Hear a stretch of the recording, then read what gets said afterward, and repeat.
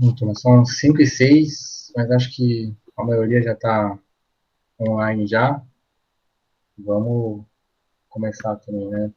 Primeiramente, boa tarde aí a todos, né? Eu não sou apresentador, né? Mas hoje vamos aí justamente tentar fazer isso.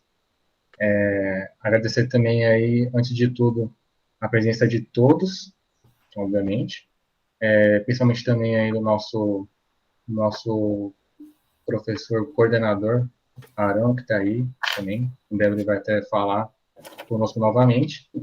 E também do, do professor Coutinho, que justamente aceitou falar hoje conosco de um tema que foge um pouco daquilo que a gente costuma falar, né? Porque até hoje, a gente esteve apenas vendo o esporte por meio de um viés associativo, principalmente, e laboral.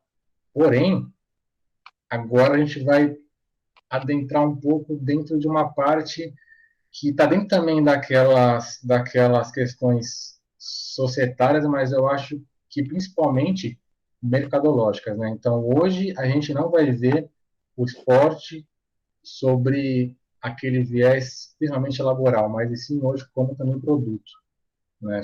Sobre a ótica, né, de uma das várias vertentes que estão dentro daquele sportainment, né? Porque hoje, querendo ou não, esporte ele está junto da parte do entretenimento. E é por isso que várias indústrias hoje elas estão atraídas justamente por esse tipo de mercado, e é por isso também que hoje nós temos a chance de falar sobre isso, sobre esses dois fenômenos que vão ser que vão ser muito bem explicados aí pelo professor Coutinho. A gente dividiu mais ou menos a aula, assim, enfim, o nosso encontro em duas partes.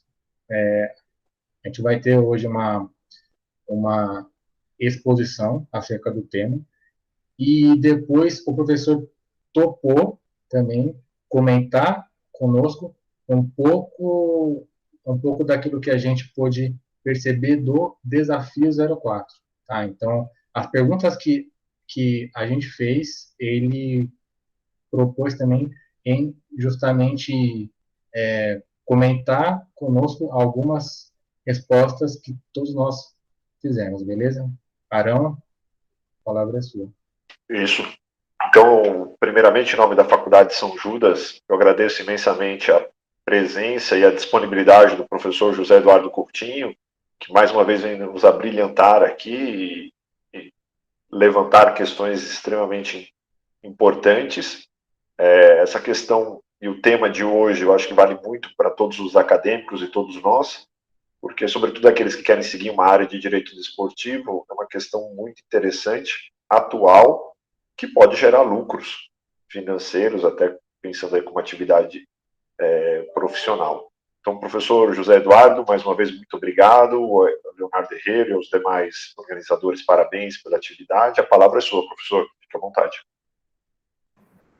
Bom, novamente, boa tarde a todos. Primeiramente, agradeço o convite para voltar aqui a conversar com vocês. Faço isso em nome do professor Arão, o coordenador acadêmico do grupo. Faço também em nome do Herrero, que entrou em contato comigo e me explicou toda a proposta aqui do encontro. Primeiramente, também peço desculpas pelo nosso atraso em uma semana da reunião.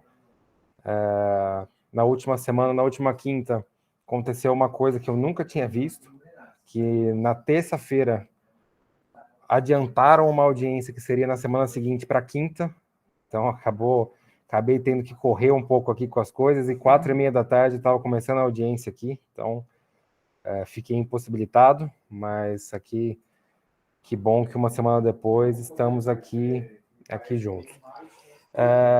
Achei muito legal a proposta. Eu li o desafio de vocês, achei legal tanto o formato quanto as perguntas, enfim, a interação. Então, eu tinha passado antes para o Herrero que eu achava legal fazer uma breve introdução, uma apresentaçãozinha curta aqui com vocês, justamente porque eu quero ouvir a ideia de vocês, o que vocês responderam, que eu acho que o debate vai ser, inclusive, diferente pela proposta do grupo e vai ser muito interessante.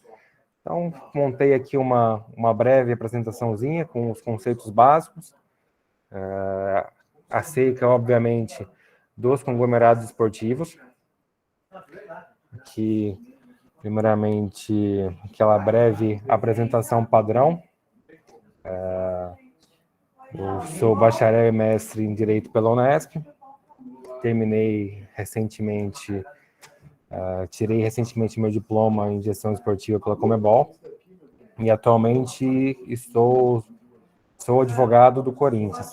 Inclusive, no momento, vocês percebem pelo ambiente, estou aqui no Parque São Jorge, estou com a minha máscara valentemente aqui no nosso Parque São Jorge. Bom, iniciando aqui uma breve definição da onde vem esse termo, da onde vem essa ideia. Essa ideia veio, primeiramente, da minha dissertação de mestrado. Na minha dissertação de mestrado, eu comecei a falar um pouco sobre o nível de desenvolvimento da globalização no futebol, e eu quis dar um breve exemplo sobre uma transferência de um atleta entre dois clubes da Red Bull. Quis dizer o quanto era específico que um atleta poderia ser transferido entre dois clubes de países distintos, mas sob a mesma estrutura empresarial corporativa. E, para minha surpresa, fui buscar uma bibliografia específica sobre um caso semelhante, e acabei achando muitas notícias e muitas análises muito simples. Eu achei que a análise realmente mais aprofundada desse tema era uma carência na academia. E, primeiramente, esse é um pequeno exemplo na minha pesquisa, depois acabou se desenvolvendo para um tópico, um subcapítulo, e no fim acabou virando um capítulo inteiro de quão profundo e elaborado é o assunto. Então, o termo, a terminologia conglomerados esportivos, ela vem inspirada na definição clássica do conglomerado econômico. O conglomerado econômico, como vocês podem ver aqui na apresentação, é uma junção por fusão ou aquisição de duas ou mais empresas de diversos ramos econômicos sob a mesma estrutura corporativa. Pode ser considerado como uma forma de oligopólio formado por uma série de empresas, geralmente de ramos econômicos diversos e atuação internacional, pertencentes à mesma estrutura corporativa, constituída por uma holding e as suas subsidiárias. Trazendo para o plano esportivo, eu formulei esse conceito que o conglomerado esportivo também é uma forma de oligopólio, formado por uma série de entidades de prática esportiva, geralmente filiadas a confederações, ligas ou até modalidades diversas, com atuação internacional, pertencentes à mesma estrutura corporativa, constituída também por uma holding e por suas subsidiárias, com certo nível de integração e objetivos comuns. Esse seria um requisito subjetivo. Muitas vezes possui como estratégia de expansão a aquisição de novos clubes, ampliando sua dimensão econômica e atuação esportiva. Eu fiz questão de destacar esse requisito subjetivo desse certo nível de integração e objetivos comuns, porque a gente vai explorar ele um pouco mais quando estivermos falando sobre o multi-club ownership, que é uma diferença fundamental. E ao pensar nos conglomerados esportivos, é inegável que nós temos dois exemplos que vêm à mente de todos. O primeiro deles é o Grupo Red Bull. O Grupo Red Bull, atualmente no futebol, ele é proprietário de 100% de 5 clubes. Ele tem aqui no Brasil o Red Bull Bragantino, que acaba de chegar aqui na final da Sul-Americana. Ele tem o Red Bull Brasil, no interior de São Paulo, que atualmente está na Série A2 do Paulista. Ele tem, na América do Norte, o New York Red Bulls, que ele joga na principal liga norte-americano, na MLS.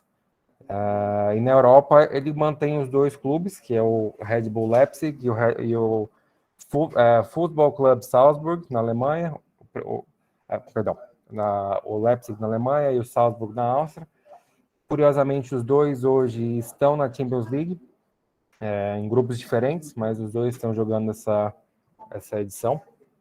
E também nós temos o grupo City Football Club. O City Football Club, o City Football Group, muito difundido aqui no Brasil como o Grupo City. Esse Grupo City, ele está localizado, ele tem a sua sede em Manchester, e ele atualmente possui participação em 1, 2, 3, 4, 5, 6, 7, 8, 9, 10, 11 clubes.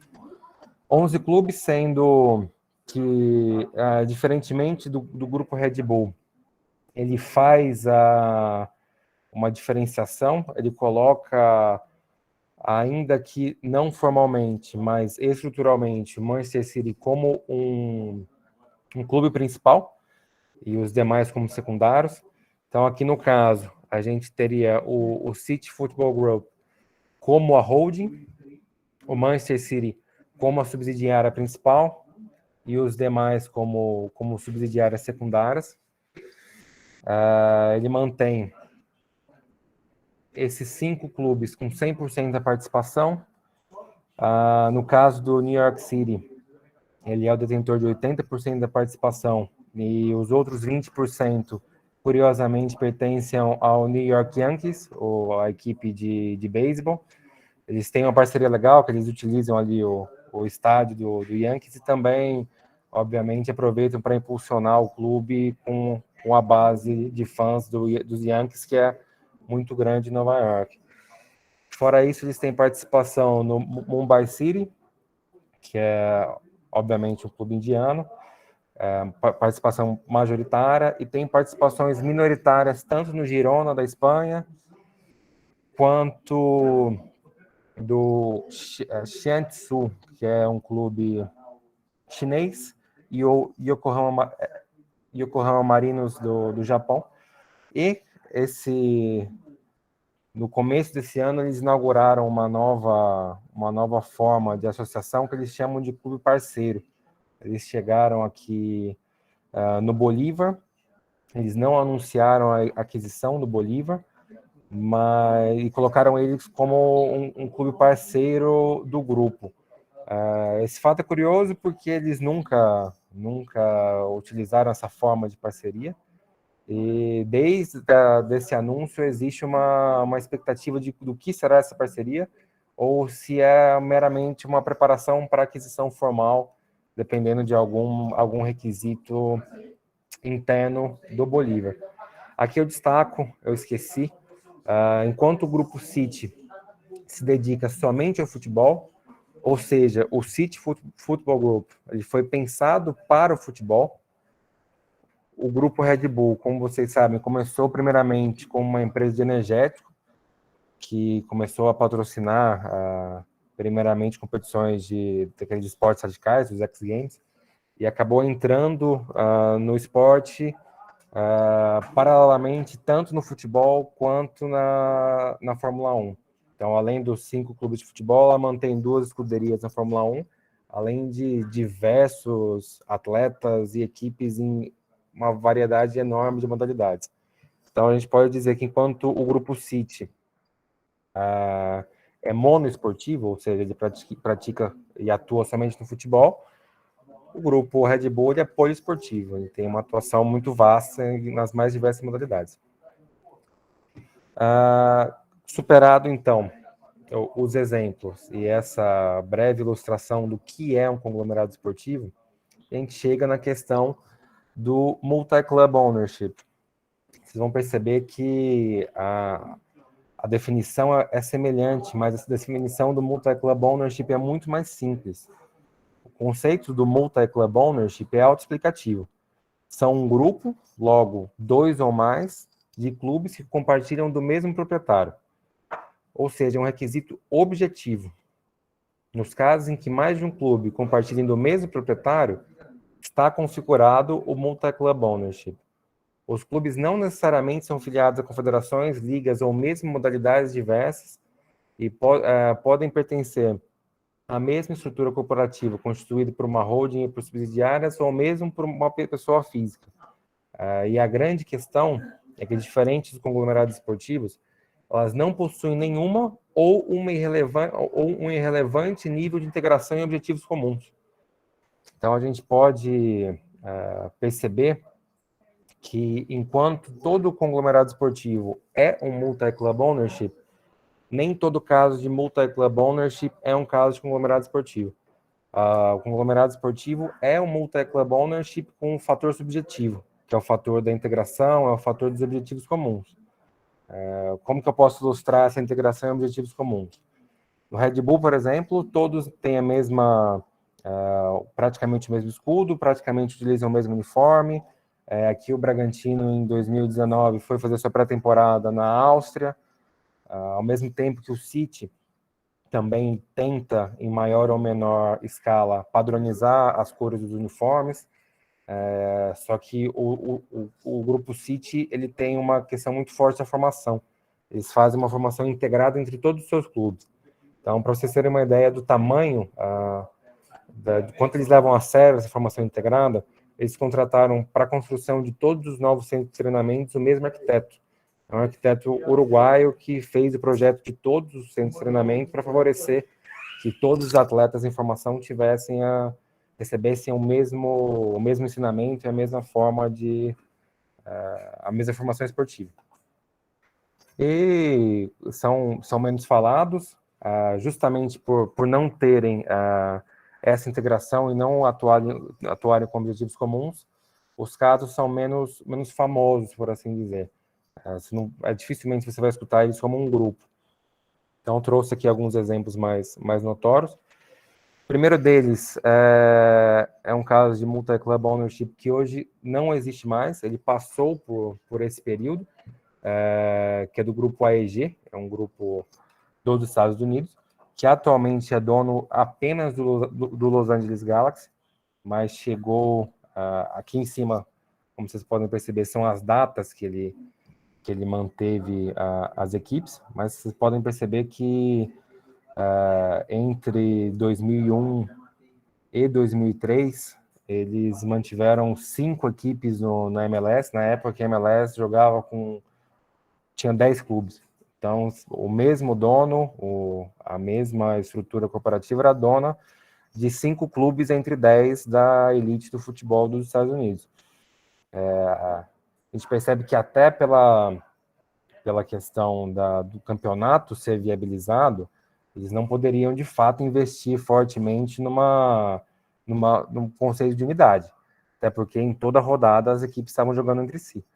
Então, até para viabilizar a competição, o grau de integração deles era literalmente zero.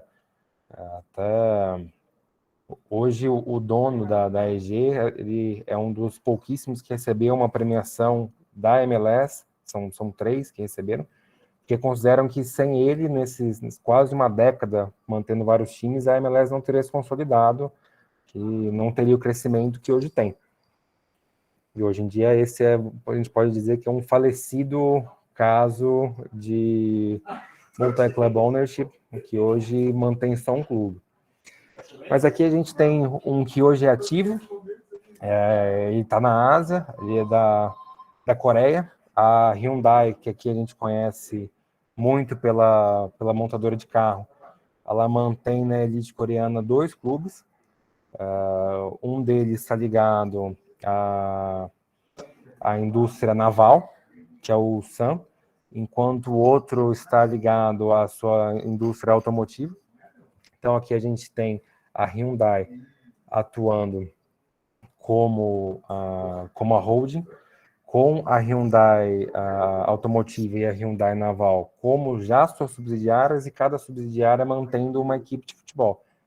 Eles, apesar de compartilharem o nome Hyundai no nome formal, eles não têm qualquer integração. Na realidade, eles são rivais. Ali existe uma rivalidade entre eles, porque eles frequentemente estão competindo aí pelo título do campeonato coreano. Então, você percebe que mesmo tendo o mesmo proprietário, mesmo compartilhando do nome, eles não mantêm qualquer nível de integração. Outro também muito falado é o grupo King Power. Ele é o dono do Leicester. Ele ficou famoso por trazer o Leicester da série da terceira divisão inglesa até o título da Premier League. E esse mesmo grupo, essa mesma corporação, é dono do Leuven, que é um clube belga. Eles não mantêm nenhum relacionamento entre eles. Porém, é curioso que mesmo não mantendo um relacionamento esportivo forte entre eles, nem nada disso, a gente tem um caso recente que o Leicester tinha interesse de contratar um atleta que estava em fim de contrato na Premier League. Se ele contratasse diretamente, ele teria que pagar uma espécie de solidariedade interna ali da elite do futebol inglês. E para driblar essa solidariedade, o Leuven contratou esse atleta por 6 meses e depois de 6 meses repassou para o Leicester. Então, a gente vê que mesmo sem um nível elevado de integração, é possível essa forma de interação indireta. Próximo exemplo é do Kroenke, também é um grupo norte-americano, e a gente já chega aqui com uma grande potência mundial. Eles detêm 100% do Arsenal, ao mesmo tempo que mantém 100% do Colorado Rapids da MLS. Para não dizer que eles não têm nada de integração, eles jogaram uma vez, fizeram um amistoso para a temporada, mas não mantêm objetivos comuns e não estão em processo de crescente integração. Esse aqui é um caso interessante, é um caso do grupo Suning. O Suning é um grupo chinês que adquiriu 100% da Inter de Milão. E ele é interessante porque o clube deles, o clube local, que se chamava Suning Football Club, ele está em xeque, porque o grupo Suning anunciou formalmente que iria se desfazer do clube. Ele tentou uma venda, não conseguiu, e anunciou que iria desfazer do time, tanto que eu coloquei aqui em cima, 94 a 2021. Só que ainda não tem uma definição formal, apesar de falarem que iam desistir do time, aparentemente eles não concretizaram ainda. Então esse caso aqui desse grupo ainda está em xeque. Se caso o clube chinês deixe de existir, o caso de multi-club ownership vai ser desfeito, porque ele vai ser dono apenas da Inter de Milão. Caso ele mude de ideia e seguirá dessa forma. E esse aqui é um caso que eu acho muitíssimo interessante, muitíssimo interessante por um case de pesquisa mesmo, porque ele é muito recente.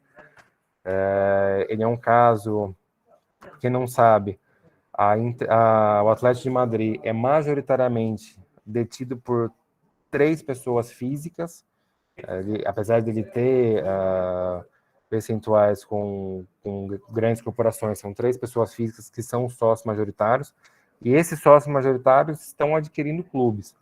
Eles adquiriram 100% do Atlético Ottawa, que é um clube da elite do futebol canadense, e adquiriram 51% do mexicano Atlético São Luís. E é interessante porque eles aparentemente dão sinais concretos de que eles não pretendem ser meramente um multi-club ownership. Eles já alinharam a mesma cor do uniforme para as 3 equipes. As 3 equipes já estão fazendo amistosos entre si, já estão com uma certa integração na pré-temporada. Então esse é um caso que realmente está em formação. Eu coloco como um possível conglomerado esportivo em formação.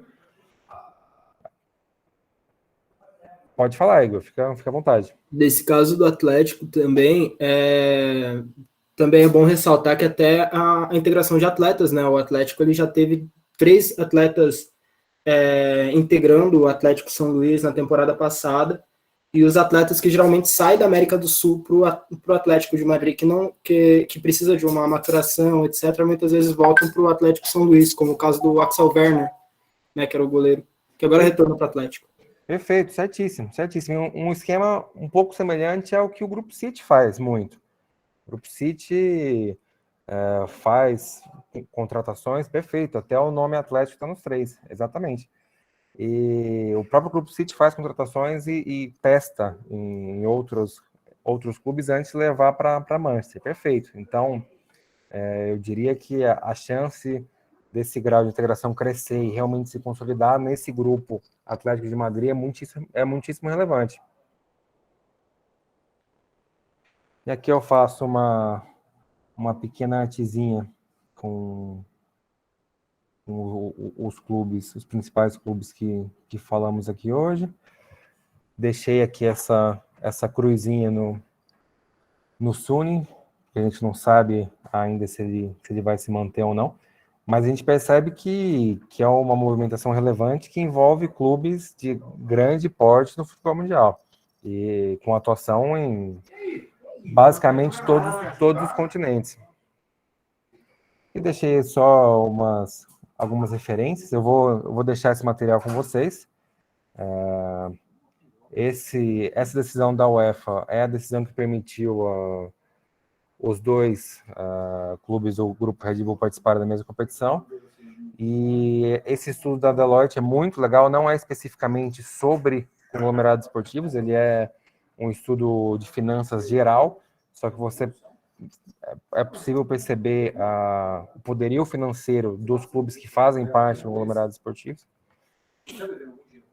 E eu deixei aqui 3, para quem quiser pesquisar mais, são 3 casos que eu acho interessantes, que eles são muito diferentes entre si, mas que são ótimos para pesquisa. O primeiro caso é do Fenway, que ele é dono do Liverpool, só que ele não tem mais nenhum clube de futebol, só que ele é dono do Liverpool, ele é dono do Red Sox, ele é dono de arenas relevantíssimas nos Estados Unidos, que é um caso que ele não tem nenhuma equipe, não tem mais de uma equipe em nenhuma modalidade, só que ele tem várias equipes relevantes em várias modalidades.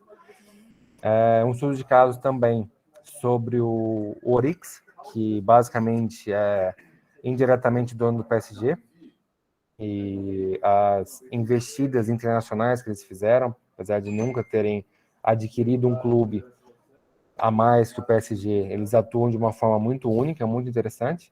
E o último estudo de caso muito relevante é um caso de Portugal, o caso dos belenenses, que é meio que o oposto de um conglomerado esportivo.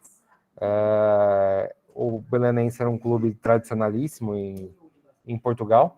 Ele se converteu em uma SA e basicamente a SA e a associação racharam, e hoje em dia você tem 2 belenenses jogando em Portugal. Eles obviamente não têm nenhuma interação. A única interação que eles têm é de ódio entre si, basicamente. Então, mas é um caso bacana também de 2 clubes que, entre aspas, são o mesmo clube disputando o mesmo espaço.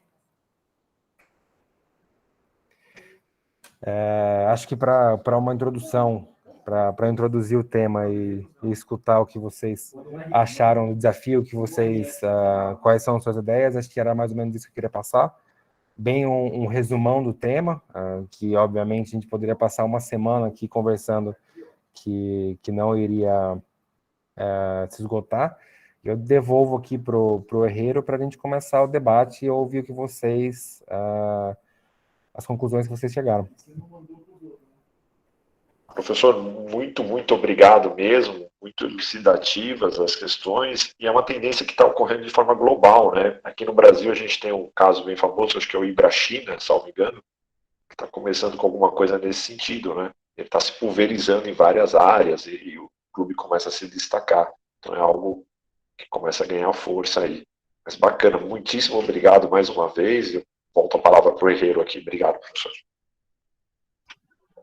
Bom, professor, de novo, né? Bastante coisa assim para a gente aproveitar. Em quanto tempo? Acho que uns 25 minutos, mais ou menos, fez bastante coisa. Que bom. Então, eu acho que todo mundo aqui eu vi que fez também, né? A nossa proposta. E ali a gente tinha colocado exatamente o mesmo cenário. Em essa empresa A, sei lá, vamos pôr os nomes aqui mais fáceis. Ela desejaria comprar um clube, só que fazer com que ele fizesse parte de, do plano dela, que envolvia formação esportiva, envolvia transferências internas, envolvia todos os tipos de integração entre marcas. Enquanto que a outra não. A outra, ela só queria ser dona, mas ela não queria fazer integração nenhuma. Elas só teriam exatamente os mesmos donos. Os dois times teriam ali os mesmos donos, só que sem ter nenhum tipo de integração. Enquanto que a outra queria justamente criar um laço ali muito mais forte, inclusive sobre planejamentos esportivos em cima disso. Então, eu acho que a partir daí ficou bem claro, então, qual o caso que se trata de um mero multiclub, que para mim seria mais gênero, né? Enquanto que o outro se trataria justamente de um conglomerado esportivo, justamente por ter esse caráter subjetivo, né? Através da formação de interesses em comum. Então, eu até passei para o Igor, passo aí para quem mais justamente quiser comentar acerca desse ponto primeiro, para que aí a gente devolva para o professor novamente. Igor, alguém mais aí?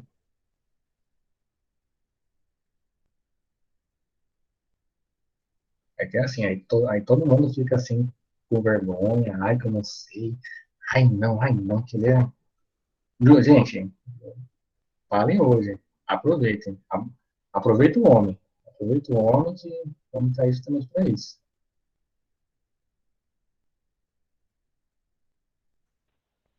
Opa, boa tarde. Fala, Mário, aí, tá vendo? O grande Mário. Tudo bem, professor? Esse homem. Primeiramente, perdão aí durante o processo aí de ensinamento, muito bem elucidado, por sinal. Estava de câmera fechada, porque ainda estou no trabalho, inclusive. Acredito que, assim como o senhor, a gente está sempre aí numa constância, numa vivência frenética. Mas, assim, como o Herreiro já entrou no mérito do desafio da gente, né, a minha resposta ela foi majoritariamente, se não na totalidade, baseada no seu livro, né, no que o senhor dispôs lá, justamente sobre a diferenciação, que por sinal é muito didática. Confesso que eu nunca tinha ouvido falar, entendeu, dessa variação assim, de mercado, dessa presença. Sabia que existia, né, obviamente, o que se prega no Grupo City, por exemplo, mas não sabia a definição propriamente dita. Então, assim, é interessantíssimo entender, e especialmente de uma forma muito didática, que é a forma que o senhor passa. E assim, o que eu queria saber, na verdade, é mais uma dúvida com relação o entendimento que o senhor tem especificamente do mercado do Brasil, entendeu? Porque, assim, nós somos um país, né, de tradições muito enraizadas no futebol e, de certo modo, um pouco saudosista. A gente está promovendo algumas alterações legislativas, né? Inclusive, recentemente a gente teve a lei das SAFs, que, querendo ou não, tentam, de alguma forma, mudar um pouco a forma com que a gente faz o futebol. O senhor acredita que a curto, médio prazo seria possível a gente ter um ingresso, assim, enfim, uma presença maior do mercado dos conglomerados esportivos aqui no Brasil, pensando especificamente nessa questão do tradicionalismo que a gente tem, da resposta que o torcedor daria a isso também, até porque, quer queira, quer não, a voz do torcedor, principalmente no Corinthians, que é acho que o maior clube do Brasil aí, daria, né? Enfim, a gente com toda certeza veria uma resistência e talvez a forma que o senhor acredita que a gente poderia levar essa informação para a torcida como um todo, para que se entenda até que ponto isso pode ser positivo para o futebol da gente. Não, perfeito, perfeito. A pergunta é excelente. Realmente aqui no Brasil, até pela nossa cultura centenária no futebol, com clubes muito ligados tanto a cidades quanto, dependendo do lugar, a bairros. A gente tem uma tradição muito antiga e muito forte. Então, aqui, realmente, eu concordo quando você fala que aqui as coisas são mais difíceis. Até se comparado com a Europa, por exemplo, dos grandes clubes, hoje a gente pode falar que a minoria são associações. Obviamente, a dupla Real Madrid e Barcelona segue sendo, e não, a curto prazo não vislumbra uma mudança, mas quando a gente transfere para o cenário da América do Sul, a gente já vê que diminui. Só que, se a gente comparar, por exemplo, com a Argentina, você percebe nos grandes clubes argentinos uma presença muito mais forte aqui no Brasil. Então, mesmo aqui no cenário sul-americano, a gente percebe que aqui a gente tem uma resistência maior até que os nossos vizinhos. Eu acho, sinceramente, que aqui a gente precisa de exemplos que pode dar certo, que pode dar certo. Aqui, não especificamente em formato de conglomerado esportivo, aqui em formato de clube-empresa, a gente teve exemplos muito ruins, principalmente vindo do Bahia e do Vitória, que tiveram sua fase mais crítica na época, que eles estavam constituídos por clubes-empresas. Mais recentemente, a gente teve um exemplo ruim também do Figueirense, que apesar de não ter de fato se transformado, ela era gerida e estava ali na lógica de um clube-empresa. Então, eu acredito que a gente precisa de bons exemplos, que isso pode dar certo aqui no Brasil. É óbvio que o Bragantino está se mostrando como um clube em ascensão evidente, faz parte de um grande conglomerado esportivo, chegou aí na final do Sul-Americana, coisa que há 3, 4 anos atrás era impensável, e a gente percebe também uma característica muito, muito legal, que eles não fizeram loucura, eles fizeram contratações que não seriam possíveis para o Bragantino, mas também não contrataram meio mundo para fazer um time de um ano para o outro para ganhar tudo. E isso ter acontecido no Bragantino é muito legal, porque até pela expressão que o time tinha, pelo tamanho da torcida, é mais fácil de você implantar um projeto desse no Bragantino do que em um clube gigante do Brasil. Então, eu acredito que o exemplo do Bragantino, juntamente com as mudanças legislativas que estão tendo, favorecem certamente uma abertura do mercado brasileiro. Mas eu ainda acredito que para isso de fato deslanchar, a gente precisa de um grande tradicional clube brasileiro com um projeto dando certo. Eu acredito que realmente esse seria o ponto de partida para uma mudança geral na mentalidade do futebol brasileiro. Lucas? Opa, pessoal, boa noite. Me desculpando aí um pouquinho com a câmera que ficou desligada. Na verdade, eu estou na reunião aqui. Opa, Mas eu, tá um pouco evidentemente, baixo, gostaria Lucas. de... Isso, Estão me isso. escutando aí? Pronto, eu estou no celular aqui, que eu tive um probleminha aqui, estou na reunião, mas não é para deixar de perder a apresentação aí do professor. Muito boa, inclusive, a resposta do desafio toda fiz com o livro do professor. Também já estou adquirindo, ele é muito bom. Mas a minha pergunta, professor, é a seguinte: o senhor entende que assim o crescimento, o futebol brasileiro, ele cresceu muito pela paixão, os clubes, como o senhor falou, associações, bairros, tudo mais. O senhor falou aí da questão do Bahia e do Vitória. Eu sou da Bahia e de fato acompanhei muito.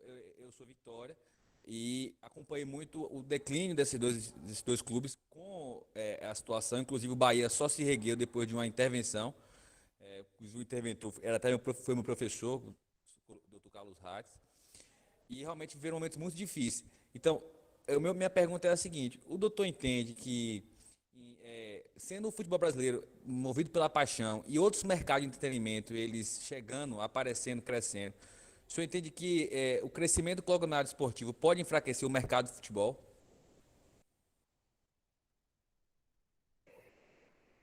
Eu acredito que possa enfraquecer, se o futebol não souber como interagir com o crescimento desse grande mercado do entretenimento. Isso, pensando nas gerações futuras, não sei se foi nesse sentido que você estava indo, mas deixar de assistir o futebol para ver um Netflix, algo nesse sentido. Eu acredito que caso tanto o futebol, não só o brasileiro, o futebol como um todo, ou todas as modalidades esportivas, se elas não souberem acompanhar o interesse das novas gerações, é evidente que o produto começa a se enfraquecer. Mas eu tendo a ser mais otimista, no sentido de que até por o seu enorme poderio financeiro e por o seu enorme impacto cultural, vamos pegar aqui no exemplo do futebol brasileiro, caso os grandes clubes e as entidades organizadoras do esporte saibam aproveitar dessa facilidade, que hoje todo mundo pode assistir um jogo na palma da mão com o celular, uma coisa que 15 anos atrás era muito difícil imaginar. Então, eu acredito que com o mínimo ali de organização, pelo contrário, o futebol brasileiro, os clubes, os campeonatos tendem a se fortalecer justamente na onda do avanço das mídias, no avanço dessa interação social. Inclusive, a gente pode estar saindo atrás, a gente pode ter exemplos de outras modalidades. Vou destacar dois aqui. A NBA tem um aplicativo muito legal que você acompanha em tempo real as estatísticas do jogo enquanto ele acontece, e isso aproxima muito as pessoas do jogo, porque muitas vezes a pessoa que é mais leiga não entende muito bem o que está acontecendo. Ali com as estatísticas à mão, ela chama muito mais a atenção dela. Também vou chamar para o futebol americano, que fez uma parceria com a Nickelodeon, que misturava desenho com jogos voltados exclusivamente não exclusivamente, mas obviamente pensado para as crianças, obviamente em canais diferentes, né? um passando entre aspas jogo sério e outro jogo animado, mas eu acho que caso seja bem aproveitado, pelo contrário, isso pode de fato impulsionar o esporte e não minguá-lo.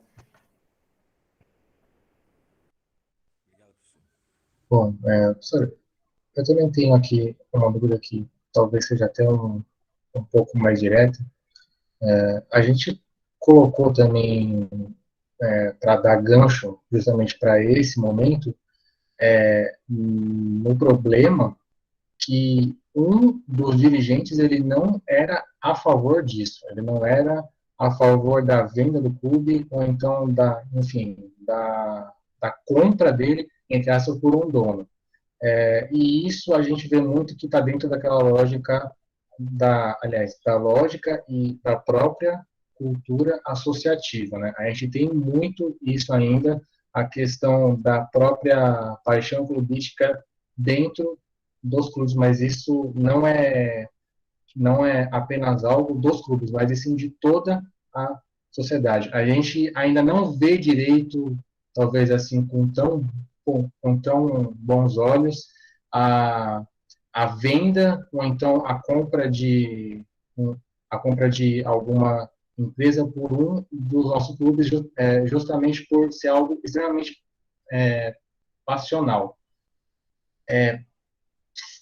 Trazendo isso para os clubes, por exemplo, digamos que um outro clube ele seja hoje comprado por uma dessas empresas.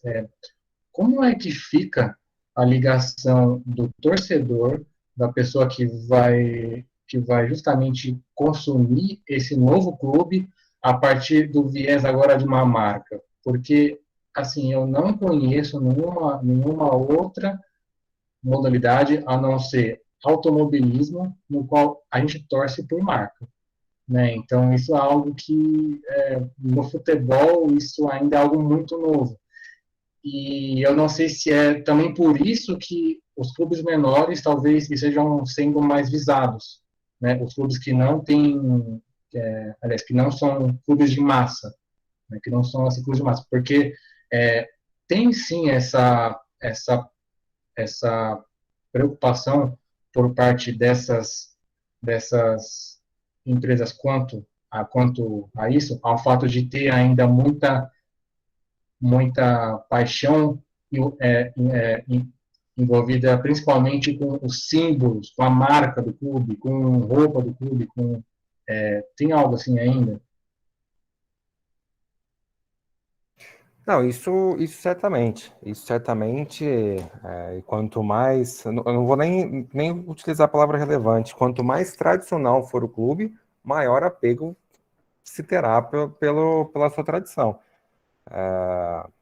Pelos símbolos, pelas cores, pelo local do estádio. Isso é natural. E é natural que, por parte, principalmente da torcida, você tem uma resistência à mudança, à quebra da tradição. Isso eu acredito que não haja nenhum caso de aquisição que pelo menos um torcedor não tenha ficado revoltado que estavam deturpando o seu clube. A gente tem o caso curioso até do Salzburg, que a torcida organizada do Salzburg, do clube que foi comprado, criou um novo clube, criou com o mesmo nome ali, e hoje em dia disputa a terceira divisão da Áustria. E fazendo gancho com as cores que você falou, esse clube tradicionalmente jogava de roxo. Na primeira temporada, a Red Bull jogou de roxo, começou a tirar o roxo, até que chegou um ponto que o meião do goleiro era roxo. E o estopim para a criação desse novo clube foi quando tiraram o roxo do meião do goleiro.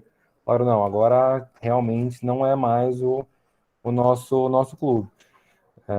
Então, evidentemente que resistência vai ter. A gente pode pegar o caso do Botafogo de Ribeirão Preto, que ele não foi comprado, ele só fundou um novo clube, o novo CNPJ, com um parceiro, chamado Botafogo Futebol Clube e Sociedade Anônima. Não houve mudança de estádio, não houve mudança de cores, não houve mudança de símbolos, mas houve uma resistência muito grande. Que, inclusive, o Botafogo Associação é o majoritário do Botafogo Futebol S.A. Então, essa resistência sempre vai ter.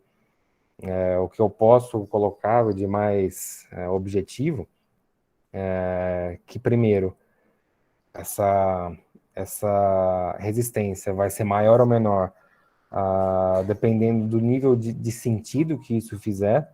Obviamente que um clube que está ali muito bem sendo vendido vai ter uma rejeição muito maior que aquele que está para fechar as portas. Isso, a questão financeira, ela não pode ser ignorada. E a outra questão é que existem formas e formas de fazer uma transição. A transição que o Grupo City faz é muito mais suave que o do Red Bull. O Red Bull impõe muito as suas cores, os seus costumes, as suas ideias do que o Grupo City.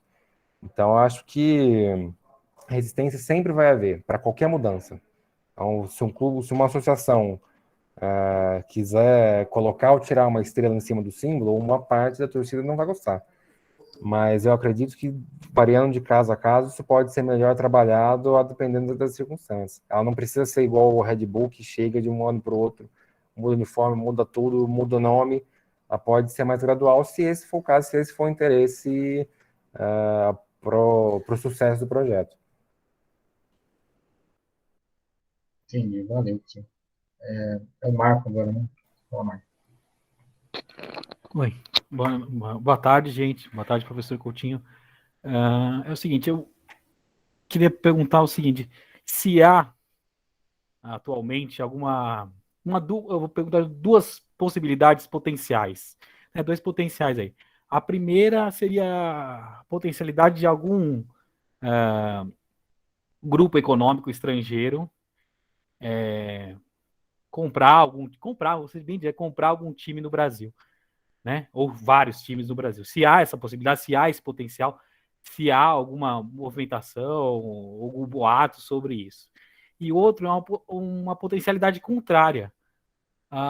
Se há potencial para os clubes brasileiros, hoje em dia, formarem um conglomerado esportivo, né? No sentido de, por exemplo, eu sei que o Corinthians já teve alguns, mas eram mais parcerias, não eram compras diretas, né? com os times, acho que da Argentina uma vez, com os Estados Unidos, acho que tem ainda uma parceria, né? Mas mesmo nesse sentido de conglomerado esportivo mesmo. Algum clube brasileiro que é inegável que tem mercado, né? Porque se a gente somar as torcidas dos grandes clubes brasileiros aí, é maior que qualquer torcida de qualquer clube na Europa, pelo menos, né? Por causa da nossa população toda, né? Até, vamos dizer, os 6, 7 maiores clubes brasileiros têm torcidas enormes, né? Em milhões de pessoas, né? Então tem um potencial mercadológico muito grande. E que eu queria saber se há esse potencial, esse duplo potencial de vir daqui de fora para dentro e de dentro para fora, né? Não, perfeito, perfeito. Sobre a primeira questão, a gente, talvez não com o impacto que a gente espere, mas a gente já tem o Red Bull aqui com o Bragantino, que agora está se consolidando aí na primeira divisão e está com resultados expressivos em termos continentais, então, que tem mercado é evidente, tanto que ele está sendo consumido. Em relação, vamos colocar assim, um dos gigantes do Brasil, eu acho que depende muito das circunstâncias. Acredito que, obviamente, qualquer um que acompanha o futebol pode imaginar que um clube ou outro esteja em situação mais favorável para que isso aconteça. Mas o que eu já li sobre análises sobre o Grupo City, agora vou pensando no Grupo City, não no Red Bull, uma análise de planejamento estratégico, que o Grupo City ele tem escritórios espalhados por todo o mundo, e a sede dele é em Manchester, e ele tem 2 subsedes regionais, uma que fica em Nova York, que cuida de toda a América, basicamente, e uma que fica em Melbourne, que cuida basicamente de toda a Ásia. Esses estudos, eles indicam que a próxima subsede seria na América do Sul, que, ao que tudo indica, seria por aqui, e, via de regra, eles abriram a opção deles para as 2 subsedes, foi uma opção geográfica por grandes metrópoles. Eles escolheram uma das maiores cidades da América do Norte, assim como uma das maiores cidades da Austrália. Então, pensando aqui em termos de América do Sul, com exceção, pensando em Buenos Aires e Lima, as maiores cidades do continente estão no Brasil. Então, pensando por essa perspectiva, é possível, é possível. Obviamente que, até pela tradição que a América do Sul tem no futebol, se torna um mercado interessantíssimo e relevantíssimo para todos que têm interesse no futebol. E pensando na outra vertente, a gente teve, sim, uma tentativa recente do Fluminense, um projeto parecido com esse, que deu errado. O Fluminense, inclusive, está arcando com alguns prejuízos sobre essa questão, e a gente tem, recentissimamente, a questão do Flamengo com o Tondela, que ninguém entendeu exatamente o que é, ou como é que vai funcionar, mas que, aparentemente, pelo que se demonstra aí na imprensa e nas declarações de dirigentes do Flamengo, é algo nesse sentido. É algo para aproveitar que a disparidade da moeda, que o euro nunca esteve valendo tanto quanto hoje vale, para qualquer retorno que você tiver na Europa, basicamente, aqui é vezes 7. Então, acredito que, com a frustração aí do projeto Flu Europa, acredito que, nesse sentido, o projeto a ser observado é, sim, o do Flamengo com o Tondela, mas é uma coisa, até onde eu sei, muito embrionária, é realmente algo para se observar. E aí vai da mesma lógica que eu falei do Grupo Red Bull, ou de dar certo aqui no Brasil. Dando certo esse projeto do Flamengo, evidentemente que chamará a atenção de outros clubes para aventuras como essa.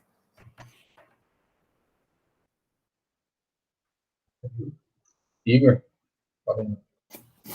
Opa, então, Coutinho, a minha questão ali, ela vai muito naquela questão da sensação de pertencimento, né? Que aqui dentro do Brasil a gente tem ainda muito aquela questão do torcedor, né? Ele se sentir pertencente, né? Daquele clube, daquela associação. Muitos clubes ainda vêm daquela estrutura de clube, não que a gente conhece só do futebol, mas aquele clube associativo mesmo, né, que o associado ele frequenta o clube, ele entra, ele vai na questão das piscinas do clube, ele realmente é uma pessoa que ela é ativa dentro, né, daquela instituição. E muitos dos grandes clubes ainda, eles detêm muito dessa parte mais voltado à questão do clube social, né, e não só do futebol. E com a chegada agora o hype, né, dos clubes empresas, que todo clube deve virar um clube empresa, etc., para ter um poder de competição no futebol, eu gostaria de saber de ti, como que ficaria, se para ti seria bastante complicado ainda manter essa questão da sensação de pertencimento desses torcedores ali, e como poderia, como quando a gente fala de clube empresa, conglomerados, né, muitas vezes essa questão do clube social ele acaba ficando muito para trás, porque o clube não precisa mais daquela participação dos associados ali contribuindo, né, mais a questão do sócio-torcedor, não do associado da instituição em si. E até passando ali, muita gente fala do clube empresa, etc., ele dá muito certo, sim, dentro do futebol, quando as coisas dão certo dentro de campo. Muita gente esquece ali, por exemplo, do Valência, né, que é um projeto que veio ali com um grande conglomerado de empresa de Singapura, queria investir, a família Lin, né, acabou investindo bastante dinheiro, acabou vindo com a promessa de investir muito dinheiro, foi mais na promessa, né, de investir muito dinheiro no Valência, e hoje a torcida do Valência odeia a família Lin, e também tem muita gente ali que tem aquela questão de ficar dividido entre amar a instituição e odiar os proprietários. Né, que o Valência aconteceu de uma associação, um clube que disputava títulos, era um clube extremamente tradicional e agora, dentro da metodologia da família Lin, é mais para formar jovens e vender para outros mercados mais lucrativos, e o Valência deixou de ter poder de competição. Uma outra torcida também que tem um grande problema é justamente a do Arsenal, né, que muitos reclamam, que falam até que o dono do Arsenal jamais investiu uma libra no clube do Arsenal. Então, acaba que quando o resultado em campo não é o ideal, acaba se perdendo não só aquela sensação de pertencimento, mas também o carinho do torcedor com o clube. E aqui no Brasil ainda tudo é muito movimentado nessa questão da sensação de pertencimento e o carinho do torcedor para com o clube. Então, eu gostaria de saber mais sobre essa questão, como que você enxerga sobre a participação dos conglomerados ou do multiclube ownership, também aqui dentro do Brasil, se isso não poderia trazer um grande problema para os clubes com a perda daqueles sócios que gostam muito mais daquela sensação de pertencimento do que propriamente somente do futebol apresentado. Não, perfeito, excelente, cara. Eu vou dividir aí a sua pergunta em duas respostas. Primeira é sobre o clube social. Na verdade, as duas respostas elas vão de encontro com o binômio interesse e oportunidade. Isso as duas vão convergir nesse sentido. Primeiro, pensando sobre o clube social, obviamente é uma coisa muitíssimo relevante para grande parte dos clubes e associações do Brasil, principalmente os grandes centros. E, de fato, é uma problemática, porque 99% deles, não só os que são ligados ao futebol, hoje em dia eles ou dão prejuízo ou eles levantam investimento para se manter. Dificilmente um vai estar realmente dando lucro o suficiente para contribuir com uma empresa ou algo nesse sentido. Mas aí entra na questão do interesse, o interesse de quem está administrando. Por exemplo, nós temos o caso do Bayern de Munique. O Bayern de Munique hoje ele é um clube empresa, porém o Bayern de Munique Associação ele é o sócio majoritário dessa empresa. Hoje em dia, nunca antes na história o Bayern de Munique teve tantos sócios como hoje. Por quê? Porque ela tem o interesse de manter a sua tradição ali com o seu, vamos colocar, fazer esse paralelo com o seu clube social. Existe esse interesse. Agora, por outro lado, vamos pensar aqui no Brasil. A gente tem o exemplo do Botafogo de Ribeirão, que muito antes de pensar em virar uma SA, ele perdeu o seu clube social por dívida trabalhista. Ele tinha ali um clube com ginásio, com piscina, e por mais que tivesse o interesse na manutenção, por mais que isso fosse muito importante para a história do Botafogo, ele acabou perdendo porque não conseguiu administrar suas dívidas. Então, não basta apenas o interesse, se você não tem a oportunidade, e se você tiver a oportunidade sem interesse, é óbvio que você vai se desapegar dele por conta própria. Então, eu acredito que seja possível, sim, a conciliação dos dois, seja possível a transformação num clube em um clube empresa, seja limitado, seja SA, seja qualquer que seja, com a proposta básica da manutenção dos seus espaços e das suas cores, dos seus símbolos. Você não precisa necessariamente se tornar uma empresa e vender tudo que dá prejuízo. A gente tem até aí, se você for pegar a Google, dá comida de graça para os funcionários. Com certeza isso vai trazer prejuízo, mas nem por isso eles vão se desapegar, porque isso faz parte da sua cultura corporativa.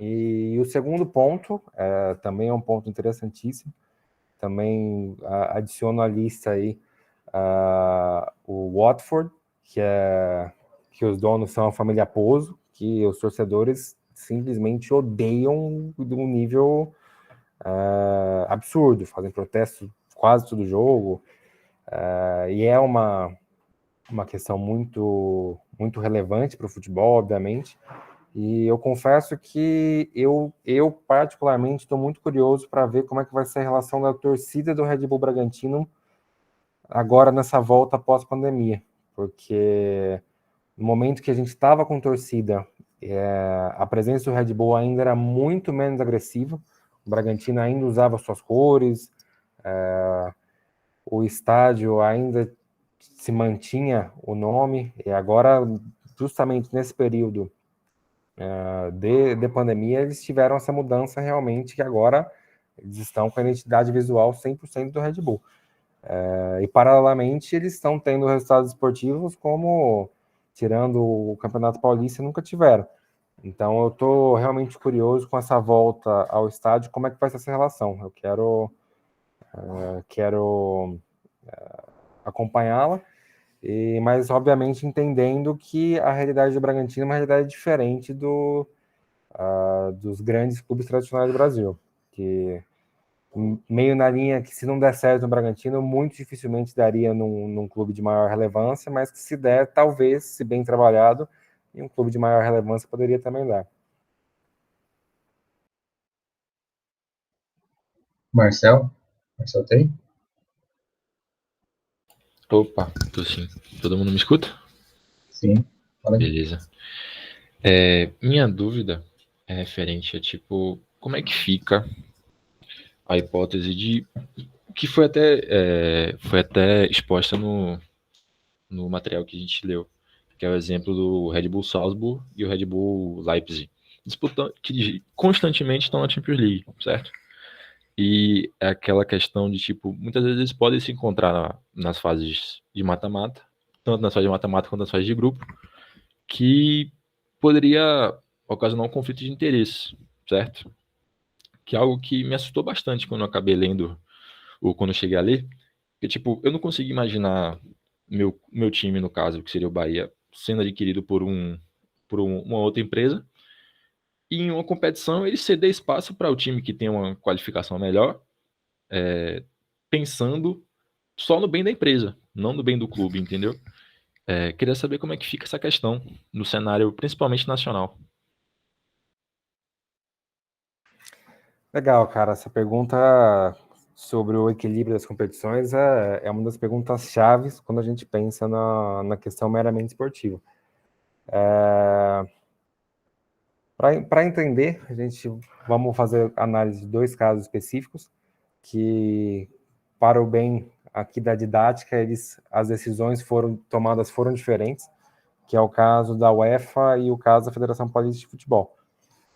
Antes eu vou aqui fazer um parêntese, que inclusive na decisão que eu estou deixando aqui no material para vocês, a UEFA quase que malandramente, ela decidiu se esquivando de uma decisão definitiva, porque ela permitiu que os 2 clubes do grupo Red Bull participassem das mesmas competições, seja a Champions, seja a Europa, mas ela decidiu definindo que, na realidade, o clube alemão, o Leipzig, não seria da mesma propriedade do Salzburg, porque o que eles fizeram com o Leipzig? A Red Bull é dono da maior fatia, só que minoritária. E os sócios majoritários, eles são pessoas físicas, mas que estão ligadas ao Red Bull. Então, formalmente, o Red Bull, de fato, não é dono dos 2. Mas, materialmente, eles usaram um meio de conseguir esse controle sem que os 2 tivessem a mesma propriedade formalmente. Então, a UEFA, quando ela se viu tendo que decidir, tendo que tomar uma atitude sobre isso, ela se valeu dessa desculpa. Então, basicamente, o grupo Red Bull deu a desculpa, a UEFA agradeceu, porque ela queria muito essa desculpa, e decidiu que, como eles formalmente não são da mesma propriedade, eles poderiam jogar as mesmas competições. Então, superado esse ponto, o fato é que eles estão jogando. O fato é que, com desculpa ou não, a UEFA decidiu que eles poderiam participar da mesma competição. Por quê? E isso tá muito bem fundamentado na decisão. A UEFA expressamente escolheu defender o princípio do pro competizione, que diz o quê? Que os resultados de campo devem ser mantidos. Então, se o Red Bull Salzburg foi campeão da Áustria, se a Áustria tem uma vaga para a Champions League, se o Leipzig foi vice-campeão da Bundesliga, se a Alemanha tem 3 vagas para a Champions League, se em campo eles conquistaram os resultados, seria uma injustiça que eles não pudessem participar da mesma competição, sendo que, até então, nunca foi comprovado que uma das equipes jogou por interesses terceiros que não esportivo. Essa foi a linha de argumentação da UEFA. Em caminho 100% oposto, aqui em São Paulo a gente tinha já há algum tempo o Red Bull Brasil, que estava na Série A1 do Campeonato Paulista, e o Grupo Red Bull adquiriu o Bragantino. Curiosamente, na competição, o Red Bull Brasil terminou em 5º, e o Bragantino foi o primeiro a não cair. Ou seja, esportivamente, o resultado do Red Bull Brasil tinha sido muito superior ao do Bragantino. Só que, aqui, a partir do momento que houve essa aquisição do Bragantino, através de uma portaria da presidência da Federação Paulista, foi decidido que 2 clubes de mesma propriedade não poderiam jogar a mesma divisão no campeonato. E que esse grupo teria que escolher um como o principal e outro como secundário. O grupo Red Bull, que já tinha interesse maior de investimento no Bragantino que no Red Bull Brasil, apesar do resultado esportivo, indicou o Bragantino como principal e o Red Bull Brasil como secundário, e o Red Bull Brasil foi rebaixado para a 2ª divisão. O mais curioso dessa decisão é que eles nunca podem estar na mesma divisão, e caso o principal sofra o rebaixamento, caso o secundário esteja na divisão, ele automaticamente é rebaixado para a divisão inferior. Então, por exemplo, vamos imaginar um caso que o Red Bull Bragantino ele seja rebaixado da Série A1 do Paulista e o Red Bull Brasil seja campeão da Série A2 do Paulista. Eles não invertem. O Red Bull Bragantino vai cair para a Série A2 e o Red Bull Brasil vai cair para a Série A3. Então, o secundário tem que estar sempre atrás do principal. E a justificativa da Federação Paulista, diferentemente da UEFA, foi também pela proteção de um princípio esportivo, mas pela proteção do princípio da integridade das competições. Então, enquanto a UEFA, ela partiu do princípio que não havia indícios e não havia eventos anteriores de irregularidade, seria uma punição muito grave a proibição da participação de uma das equipes, a Federação Paulista foi um pouco mais cautelosa e preferiu proteger a integridade das competições para nem, ao menos, abrir essa possibilidade. É muito difícil de falar em decisão certa e decisão errada. A gente pode argumentar que está certa a Federação Paulista, que isso poderia causar um prejuízo muito grande para as competições, que é evidentemente que poderia, como também poderia defender a posição da UEFA, dizendo que estão pagando por um crime que ninguém cometeu. Então, quando se trata de proteção de princípios, é sempre muito difícil fazer esse julgamento de certo ou errado. Mas a questão é que, na prática, a UEFA vem tendo muita sorte na sua escolha, e que é pelo terceiro ano que os dois passaram, os dois estavam em potes diferentes e os dois caíram em grupos diferentes na Champions League. Então, acredito que, se por um acaso, que uma hora vai acontecer, porque os dois estão indo basicamente anualmente para a Champions, quando isso acontecer, eu acredito que essa discussão vai vir no âmbito da UEFA com mais força do que está sendo agora. Mas, realmente, a questão do equilíbrio das competições é fundamental. E também, assim, isso a gente está pensando no plano mais óbvio, que é a possibilidade do encontro dos dois. Eu vou te jogar uma outra perspectiva. Vamos imaginar que o Red Bull Bragantino se consolide e sempre esteja ali brigando pela Série A1 do Paulista. E vamos imaginar, então, que o Red Bull Brasil eles formam um time muito acima da média da Série A2. E aí o Red Bull Brasil vai ficar ganhando a Série A2 todo ano? Todo ano vai começar a Série A2 sabendo que o Red Bull Brasil vai ser o campeão, porque o nível dele é de um clube de Série A1 e ele não está jogando? Então a gente vê que mesmo sem um encontro direto entre dois clubes do mesmo conglomerado, mesmo com a decisão da Federação Paulista para manter a integridade das competições, você pode acabar contaminando um equilíbrio de uma competição indiretamente. Então a decisão realmente é muito difícil, e como são casos muitíssimos recentes, a gente deve, obviamente, acompanhar os desdobramentos. Isso era também, inclusive, da questão 3, né? Eu acho que tinha, assim, a ver também exatamente isso, que era sobre a questão desse equilíbrio. Lisandro e depois Simone. Tudo bem, Coutinho? Obrigado pela presença aqui, pelos esclarecimentos, viu? Deixa eu te fazer uma pergunta que talvez seja um pouco mais focada assim, para a ótica do atleta até, mas que tem muito a ver com os conglomerados. O que acontece? A gente está começando de uma forma incipiente aqui no Brasil, também não sei se tão incipiente assim, talvez o Corinthians, pela grandeza do clube, experimente mais essa experiência que eu vou te perguntar agora. A gente tem visto aqui a procura em relação a alguns atletas, até no final da formação, na base ainda, de conglomerados esportivos. Eu presenciei aqui em Porto Alegre, eu sou do Sul, de um atleta meu, aqui do Sul, que está no final da formação, ele recebeu uma sondagem do Citigroup. Claro, não fechou, inclusive porque o menino quer terminar a formação dele no Brasil, tem esse elemento também. Mas eu fiquei, de certa forma, curioso com essa formatação de negócios, porque, em primeiro lugar, me chamou a atenção que a sondagem veio do grupo, veio do conglomerado, não veio do Manchester United, não veio do New York City, não veio da subsidiária belga ou, enfim, qualquer das outras. Então, eu me perguntei, na verdade, como é que funcionaria essa contratação.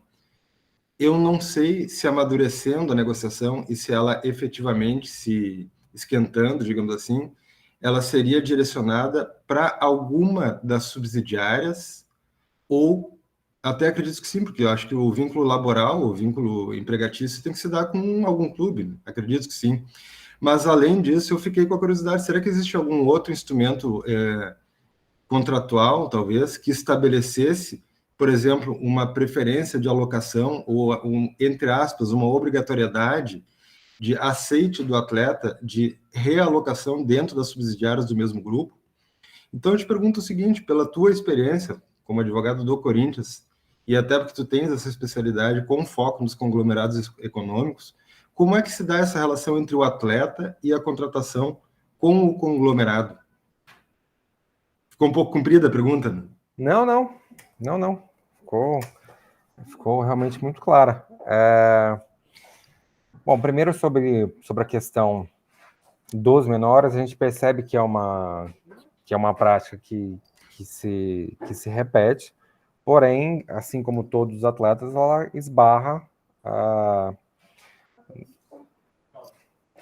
ela esbarra ali nos requisitos de transferência internacional da FIFA. Então, obviamente, que eles acabam fazendo contratos para depois que ele completa 18 anos, algo nesse sentido. Então, isso é insuperável com a RSTP da maneira que está. Porém, deixa eu sempre dar um pequeno parênteses até para elucidar a minha pergunta. Eu sei que em São Paulo e no Rio, a formação do atleta ele é profissionalizado muito mais cedo. Mas aqui no Sul, a gente tem uma tradição, da qual eu discordo, inclusive, mas enfim, é uma tradição de que a formação do atleta vai até um pouco mais tarde, até os 20 anos. Então, normalmente, aqui, quando acontece isso, já não se tem mais esse óbice, esse obstáculo do RSTP. Só para esclarecer a pergunta. Não, perfeito, faz todo sentido. E, inclusive, esse é um fato tão notório que, se você observar a imprensa, do último ano para cá, ela já começou a tratar de negociações como Grupo City aborda tal jogador, Grupo Red Bull aborda tal jogador.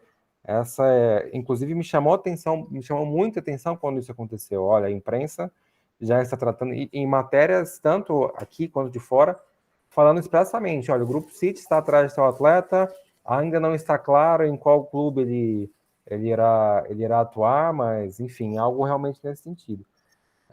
Eu acredito e acho que é até insuperável que em algum momento da negociação, certamente, ele será direcionado para algum dos clubes.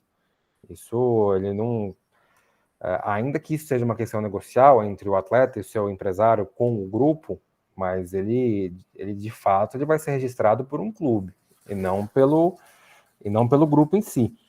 Mas eu acredito que isso seja uma questão resolvida no âmbito negocial, do interesse do atleta e o seu representante com o grupo City. Eu até acredito que o grupo City, o grupo Red Bull, sentem à mesa e mostrem um cardápio, um leque de opções, só que em dado momento esse atleta será sim direcionado para algum dos clubes. E essa questão da transferência interna entre os clubes, ela é uma questão muito relevante, ela tem muito mais reflexo do que a gente imagina de primeiro plano. Eu trago um exemplo que eu falava muito do Claudinho, mas o Claudinho acabou não seguindo no grupo Red Bull, mas vamos pensar no Claudinho. O Claudinho, ele passou pela formação no Santos e no Corinthians. Ele estava no Red Bull Bragantino. E vamos imaginar que ele foi transferido a um valor baixo pro Red Bull Leipzig. E ele faz uma baita Champions League, chega até a final, perde a final, mas é aquele craque absoluto, e a contratação dele seria de centenas de milhões de euros. Só que o grupo Red Bull, por uma questão de organização interna, de estratégia interna, decide que vai transferir ele para a Áustria por 100 mil euros. Um jogador que teria mercado para ser vendido por 50, 70, 80, 100 milhões de euros. Como é que ficam os clubes formadores? Clubes formadores que receberiam em cima de 100 milhões, recebendo em cima de 100 mil. Porque formalmente nada errado está sendo feito. É um contrato, um outro clube está pagando a cláusula para a liberação do atleta, está contratando ele. Isso tudo pelo sistema formal de transferências internacionais. Mas como fica a questão do clube formador, por exemplo? Então, essa questão de transferências internas no clube, ou também puxando o gancho para o fair play financeiro, seria uma contratação que não se encaixaria no ano do clube, que ele não poderia gastar o valor de mercado desse atleta, mas por fazerem parte do mesmo conglomerado, o City traz uma grande revelação do New York por um valor baixíssimo e coube dentro do orçamento em questão de fair play financeiro. Então, esses valores que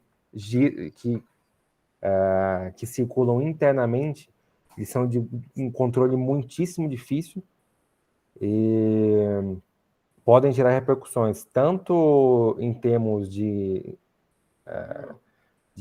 fair play financeiro, quanto, inclusive, para clubes terceiros, como a questão do clube formador.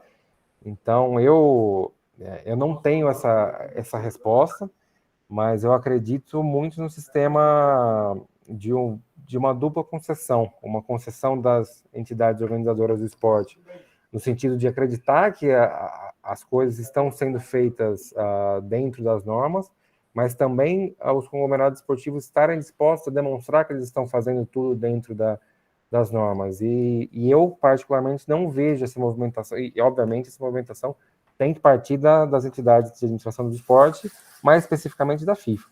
Também das continentais, nacionais, mas mais especificamente da FIFA. Então, eu acredito que é um assunto muito espinhoso, que ele já é urgente, essa definições mais claras, mas que não vejo esse andamento da maneira como deveria estar acontecendo. Perfeito. E posso te perguntar fazer um adendo curtinho à pergunta? Realmente tem essa questão pro clube formador, que pode efetivamente experimentar um prejuízo muito grande numa transação mais econômica, digamos assim. Não sei se isso invade um pouco a seara de confidencialidade, até do teu trabalho com o Corinthians. O Corinthians, por exemplo, estabelece alguma forma de proteção para esse tipo de evento, ou seja, se esperava que uma transação saísse por 5 milhões de euros, uma transação interna, por exemplo. Acabou não saindo, saiu por um valor de 100 mil euros. Se estabelece alguma formatação de alguma alternativa de sell-on fee ou de alguma outra forma de participação futura nas transações? Certamente, mas é uma questão realmente negocial de caso a caso. Mas obviamente que uma transferência para um clube de conglomerado esportivo, ela gera um asterisco ali de atenção na forma da negociação. Mas isso, obviamente, é uma questão negocial de caso a caso. Perfeito. Tá bom, obrigado, Coutinho. Simone? Oi, boa noite, professor. Obrigada pela ótima explicação. Tenho uma dúvida em questão do nome mesmo. Por exemplo, no Red Bull Bragantino, no começo, agora não falam tanto mais na polêmica, mas há emissoras que fazem um boicote velado ao nome. E nas transmissões falam 20 vezes e é só Bragantino e não é mencionado o nome do patrocinador, do dono do clube. Se o senhor acha que isso é um óbice a novos investimentos desse tipo, porque há um aporte muito alto, sei lá, 110 milhões, 112 milhões por parte do Red Bull, então eles querem também ter um retorno. Mas, por outro lado, também tem a questão dos patrocinadores da emissora que realmente pagam para a propaganda, não sei quanto pagam, mas gastam muito. Então, para a emissora também é uma situação complicada, porque ela precisa fazer jus ao pagamento dos patrocinadores, mas também, por outro lado, o clube fica numa situação que não tem a exposição que poderia ter se não houvesse isso. No mesmo caso de naming rights, por exemplo, ficaram a vida inteira falando Arena Palmeiras, ninguém falava Allianz muito tempo, no Corinthians agora, né, o Química até que fala um pouco mais, mas o senhor vê que isso pode ser um desestímulo a investimentos novos ou a tendência é que seja superado? Essa pergunta é muito legal. Ela realmente, também fazendo paralelo com os naming rights. especificamente a Red Bull, ela sempre demonstrou que levava isso muito na brincadeira. Começou com a Fórmula 1, que sempre chamou de RB. Especificamente a Red Bull sempre, inclusive, fez piadinha em cima disso e sempre levou muito na boa. Mas é óbvio que pensando numa perspectiva de outras potenciais investidoras, isso pode sim trazer um prejuízo para o clube, que no final é quem vai estar recebendo um investimento. Só que isso cai muito na questão do poderio de investimento e na influência política e social da entidade esportiva. No caso, por exemplo, da Neoquímica Arena, desde o dia 1, a Globo chamou de Neoquímica Arena. Então,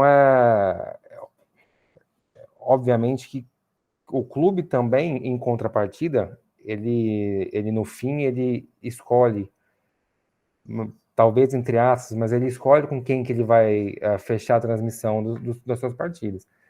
Então, isso obviamente coloca quanto maior for o clube, ele numa posição mais privilegiada ele estará. Isso é evidente, mas eu também enxergo que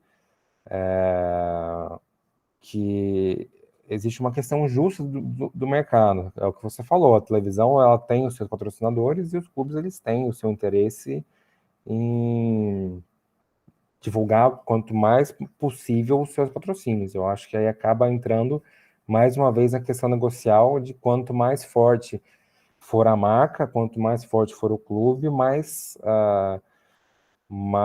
atenção ele vai receber. Tem só mais uma pergunta, desculpa, que apareceu agora. Com essa alteração da lei do mandante, o poder de negociação do outro clube vai ser bem prejudicado, né? Porque, assim, se o Red Bull Bragantino não for o mandante, ele não vai poder negociar com quem vai transmitir.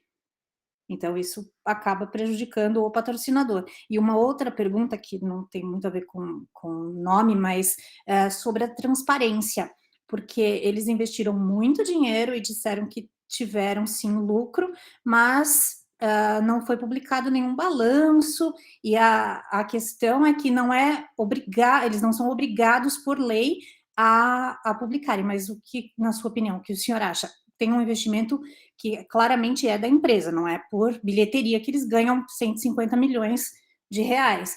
Então, até pela questão de fair play financeiro e tudo, o senhor acha que isso deveria mudar ou vai continuar por isso mesmo? Sobre a questão da lei do mandante, concordo 100%, porém, em outra perspectiva, nos jogos em casa, o poder dele é muito maior. Então, acaba sendo acaba tendo também esse contraponto, mas concordo que ele sai muito mais fragilizado para as partidas fora de casa. Isso, em relação a se mencionar o nome, sem dúvida. Em relação à transparência, também é um assunto complicado, porque a Red Bull divulgou absolutamente tudo que tinha que ser divulgado dentro da legislação brasileira. Que era só a auditoria, né? Exatamente. Não foi nada. Exatamente. Ao passo que, se você observar em outros lugares do mundo, o que foi divulgado foi muito mais profundo. Então, obviamente que ela se valeu do que a legislação aqui estabelece. Não sei se seria o caso, seria necessário se pensar em mudança legislativa. Eu acredito muito mais numa influência de um regulamento forte de fair play financeiro no Brasil, por exemplo. Eu acredito que a resposta ela pode ser muito mais rápida e muito mais efetiva vindo do setor privado do esporte do que no setor público. Eu acho que... E aí vai entrar mais uma vez na questão do quanto as entidades de administração do esporte não estão olhando como deveriam olhar para a formação dos conglomerados esportivos. Aí, para mim, elas... profissional, né? Também. Uma gestão mais profissional e com responsabilidade civil também, né? Perfeito. É exatamente isso. Eu acho que entra na questão do quão a sério o assunto deve ser levado. Mas concordo com você. Obrigada. Bom, professor, eu também não sei aí quanto ao tempo do senhor, né, mas eu acho que a gente também já está indo para o nosso final também, mas algo que a Simone comentou também, eu acho que isso que ela comentou faz bastante sentido, porque o fato de você não dizer o nome da empresa que, teoricamente, ela está apoiando o seu próprio produto, eu acho que isso também acaba sendo algo praticamente anti-econômico, né? Porque você deixa de justamente valorizar aquela pessoa que está ali pondo dinheiro naquilo que você está vendendo, e que por óbvio também pode gerar mais dinheiro também nisso. Eu tenho uma dúvida, não sei se é simples ou não, mas assim, o que nós temos hoje que possa ser visto como atrativo para outras empresas virem e fazerem a mesma coisa que fizeram com o Red Bull Bragantino, né? Ou seja, o que nós temos de atrativo para isso hoje, justamente para trazer empresas de fora para que elas comprem clubes nossos, e quais são os pontos que ainda nós temos que melhorar para que elas vejam o nosso, o nosso ambiente futebolístico como algo viável para isso. E um último ponto. A limitação de transferências pode ser algo que justamente crie uma válvula de escape para que exista um maior controle na competitividade dentro desse, dentro desse sistema, ou não tem nada a ver algo assim diretamente?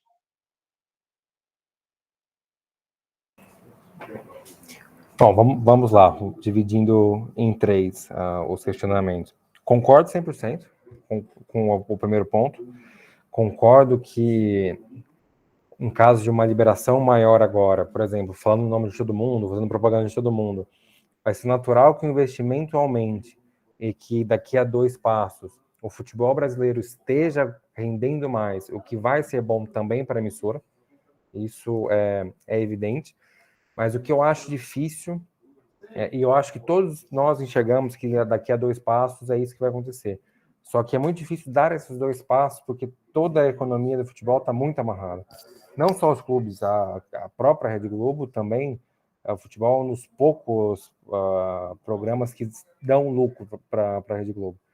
Então, eu acredito que essa percepção ela é generalizada, só que existe essa dificuldade de dar esses 2 passos com tranquilidade. A gente realmente precisaria se pensar em como eles se dariam, mas eu acredito que é meio consenso que isso traria benefício para todos. Porque vamos pensar até no patrocinador que está ali, que paga para a Globo.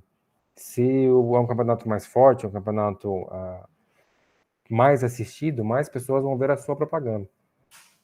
Então, o dinheiro que você está investindo ele vai ser visto por mais gente. Isso todos ganham, em maior ou menor escala. Só existe, por limitações econômicas, a dificuldade de viabilizar esses 2 passos à frente. O segundo ponto, você comentou sobre a questão... O terceiro ponto foi das transferências. O segundo ponto, você falou sobre... Sobre atrativos e pontos... Perfeito. O que a gente tem de atrativo? A gente tem uma vantagem que, apesar daqui, juntamente com a Europa, ser o centro da tradição do futebol mundial, ainda não houveram grandes investimentos de conglomerados esportivos na América do Sul. A gente tem o Bolívar, que é parceiro do City, a gente tem o Torque, a Montevideo City Torque, que é do City, a gente tem o Red Bull Brasil, o Red Bull Bragantino, mas em nenhum momento um grande conglomerado adquiriu um gigante da América do Sul. Então, o ponto ainda existe fator novo para a América do Sul. E dentro da América do Sul, é inegável, isso é uma vantagem 100% do Brasil, que as melhores estruturas esportivas estão no Brasil. Os melhores estádios da América do Sul estão no Brasil, os melhores centros de treinamento da América do Sul estão no Brasil. Então, para um conglomerado esportivo investir pesado na América do Sul, o lugar mais barato no Brasil. Aí, dependendo de qual clube ele adquirir, ele não vai precisar construir um estádio novo, ele não vai precisar construir um CT. Então, aqui no Brasil, diferentemente de outros lugares da América do Sul, ele não parte do zero. Então, se você aliar o fato que aqui o investimento ainda foi baixíssimo, e apesar de ser um centro muito relevante, e que as principais estruturas esportivas estão no Brasil, eu acredito que essa união traga uma vantagem para os clubes brasileiros.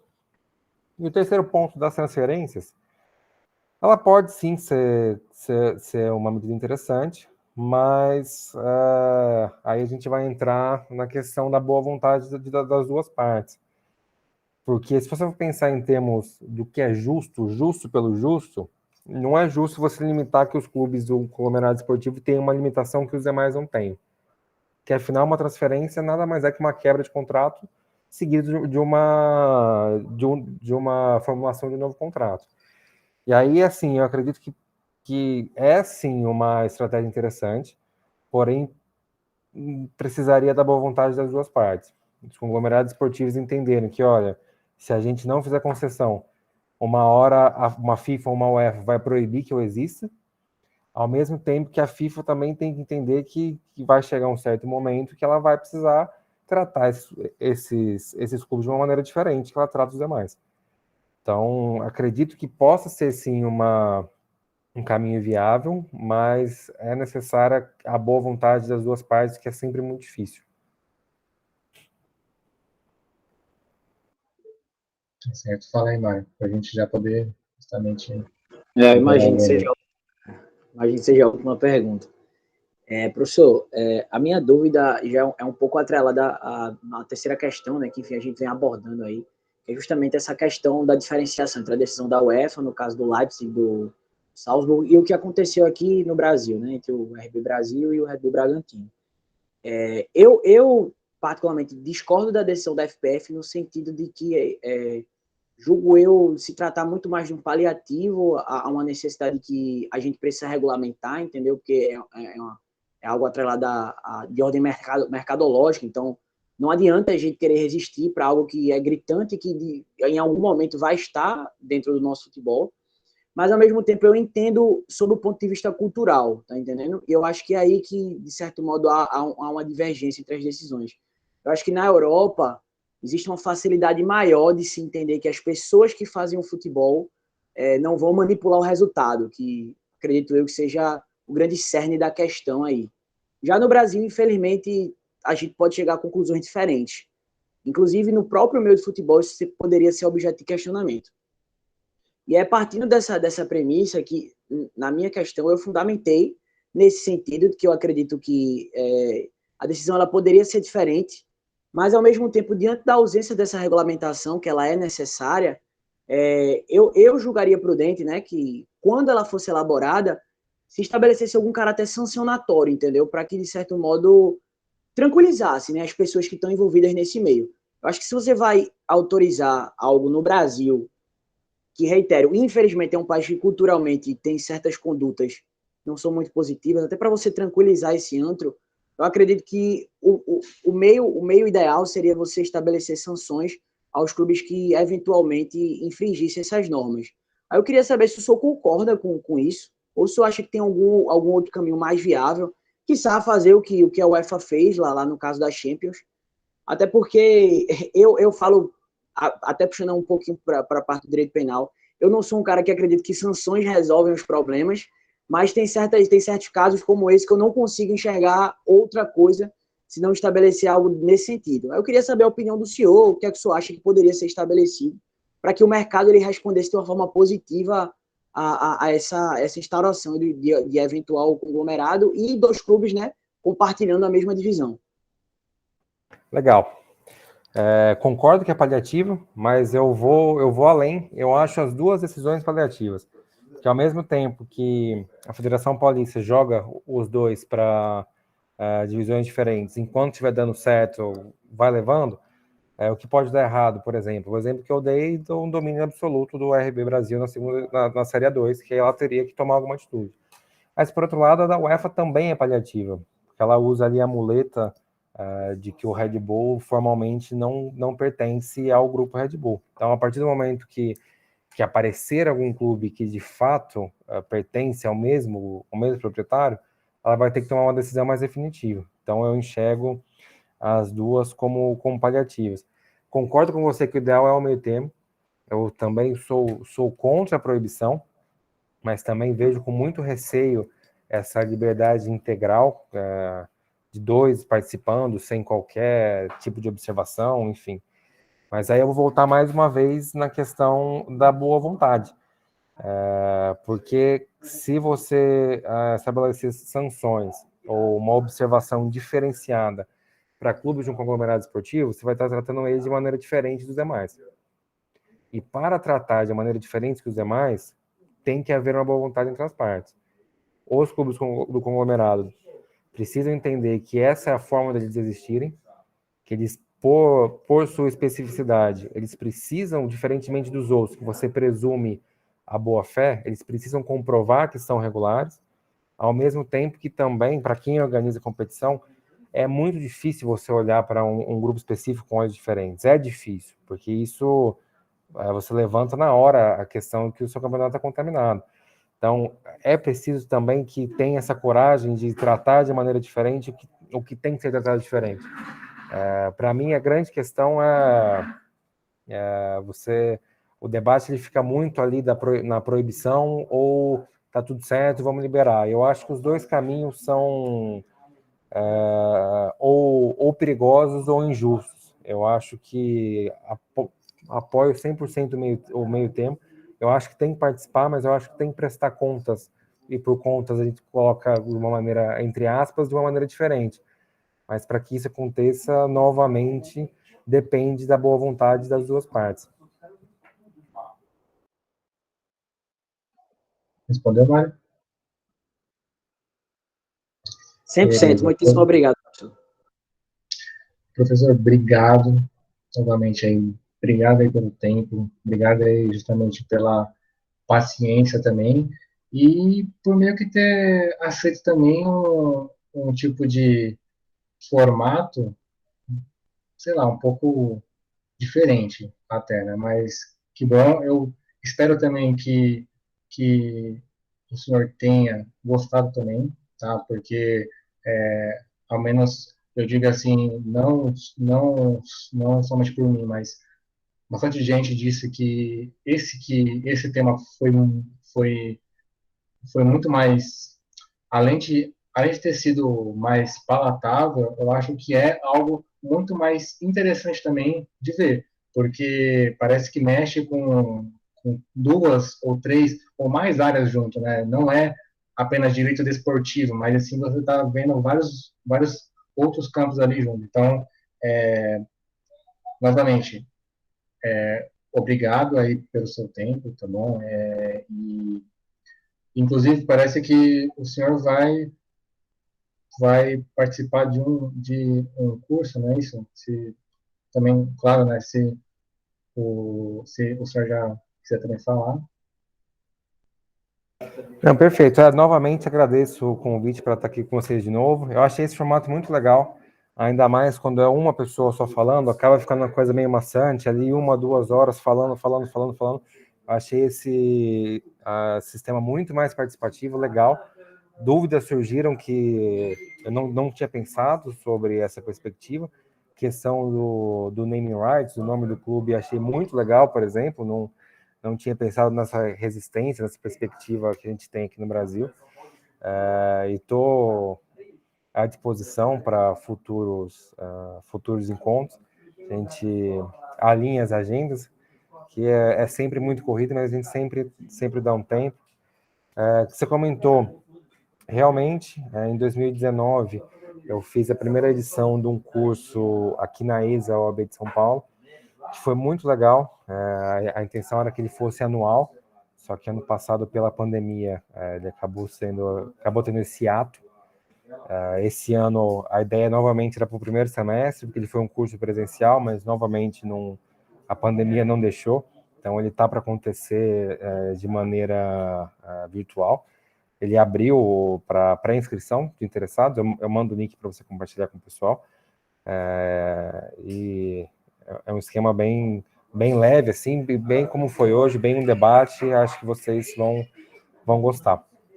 Do mais, parabenizo pelo grupo, eu sempre vejo muito ativo vocês, tanto nas redes quanto em eventos, enfim, que isso é realmente muito importante. Eu comecei o grupo de estudos que eu comecei junto com um colega meu no 4º ano, eu vejo gente nos primeiros anos que estão começando, a linha de partida está muito antes que a minha, então ter essa oportunidade na faculdade é muito legal. Então, foi um prazer, foi muito legal e fico sempre aí à disposição. Que bom, Deixa eu ver se o Arão está aqui. Igor, também você quer falar aí algo para a gente poder encerrar? Não, só agradecer a participação do Dr. Eduardo Coutinho ali pela disponibilidade ali de estar junto com a gente conversando, trocando ideias sobre giro esportivo, sempre é bom ali. Que pena que não deu para falar da Atlético, né, Eduardo? Não, estamos a 0 dias. A gente marca para esse. Que o Eduardo também gosta bastante de falar. Quem sabe aí dá para a gente chegar e escrever alguma coisa sobre o Atlético, questão de caráter social, né, de clubes como o Atlético ali. E é isso, agradecer a presença do Dr. Eduardo Coutinho e é só isso que tem para falar agora. Simone, também para te já fechar. Também só agradecer, muito obrigada. Preciso comprar o seu livro. Ainda não tive a oportunidade, só li, mas eu não gosto de ter online, eu quero ter a cópia física. Parabéns, muito obrigada mesmo pela disponibilidade sempre e agradeço muito. Boa noite. É isso aí, pessoal. Até mais. Tchau, tchau. Boa noite a todos, gente. Boa noite. Aí, agora cobrou, tá vendo? Vai Corinthians, hein? Não pode esquecer. Isso aí. Tchau, gente. Boa noite. Tchau.